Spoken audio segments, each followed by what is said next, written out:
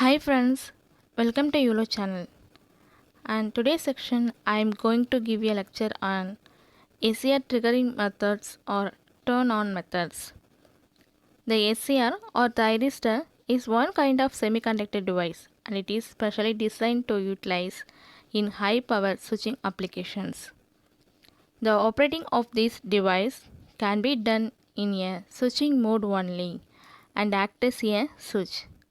When the ACR is triggered by its gate terminal into the transmission, then it will be supply the current constantly. In this section, we discuss different methods of ACR triggering or turn on methods. We know that silicon control rectifier or thyristor includes two stable states, namely forward conduction and forward blocking.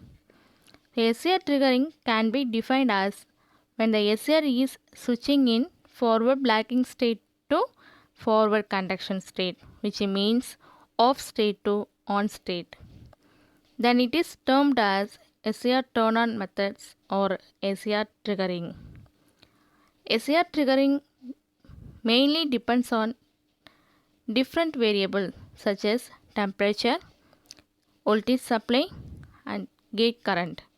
When the voltage is applied to silicon control rectifier, if anode terminal can be made positive relative to the cathode, then the ACR turn into forward bias. Therefore, this thyristor enters into forward blocking state. There are different methods for activating the ACR, which includes the following. First one, forward voltage triggering, and second one, temperature triggering. Third one, dV by dt triggering, and fourth one, light triggering, and last one, gate triggering.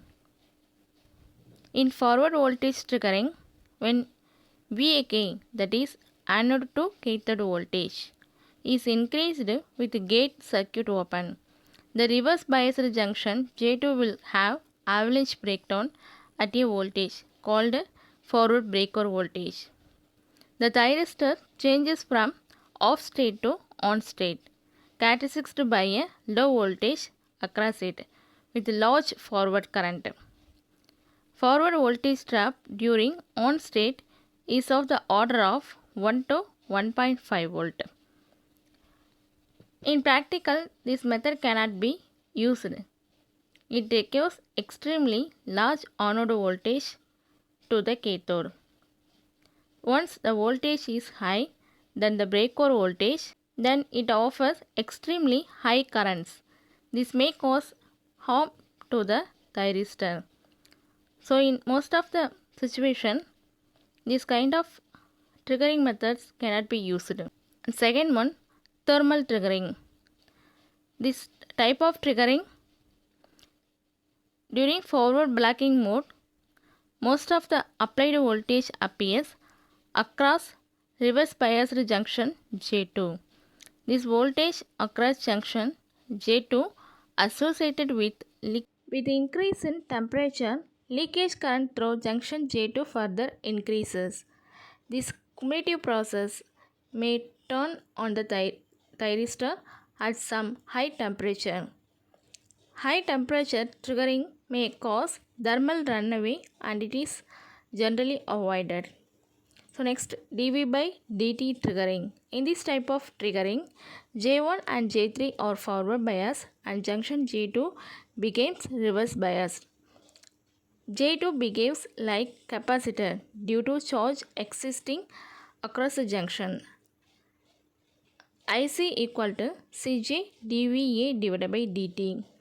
If the rate of rise of forward voltage is high, charging current IC would be more acting as gate current and triggering on the ACR. The rate of charge of voltage across the device is large. The device may turn on even though the voltage appearing across the device is small. So next one, light triggering or radiation triggering. When the ACR is triggered with the radiation of light is named as laser or light activated SCR. This kind of triggering is used for converters controlled by phase within HVDC system. With the field of external energy, electron-hole pairs are generated in the device, thus increasing the number of charge carriers. This leads to instantaneous flow of current within the device and the triggering of the device. Light activated SCR and light activated silicon controlled switch are example of this type of triggering. And last one, gate triggering. Most commonly used methods by applying a positive signals at the gate terminal of the device, which will trigger before specified breakover voltage. The conduction of SCR can be controlled by varying the gate signals within the specified values of maximum and minimum gate current. Signal is applied between the gate and cathode of the device. It is of DC gate triggering. In DC gate triggering, a proper magnitude DC voltage is applied between gate and cathode of the device, with gate positive with respect to cathode. Drawbacks: both power and control circuit are not isolated from DC. Continuous gate signals produces more losses. In AC gate triggering, AC source is used for gate signals. This scheme provides the proper isolation between the power and control circuits. Gate drive is maintained during positive half cycle where the device is turned on. During negative half cycle, reverse voltage is applied where the device is turned off. Drawback: separate transformer is required to step down the AC supply. Next one, pulse gate triggering. The pulse appears periodically or sequence of high frequency pulses. This is known as carrier frequency gating.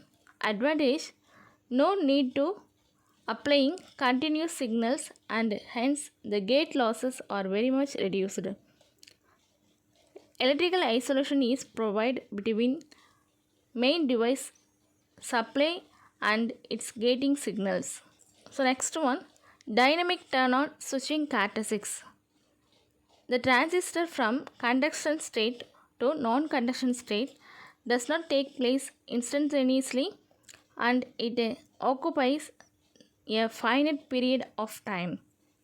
The total turn-on time T-on of the SCR is subdivided into two distinct periods called delay time and rise time.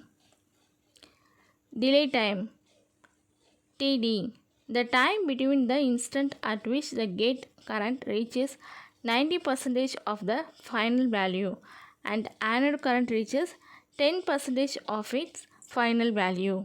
It is called delay time. And rise time, the time required for anode current to rise from 10% to 90% of its final value. It is called rise time. So finally, SCR turn-on time T-on, it is the sum of delay time and rise time, which is of 1 to 4 microsecond. So these are the turn-on time of SCR. So thanking you for watching this video.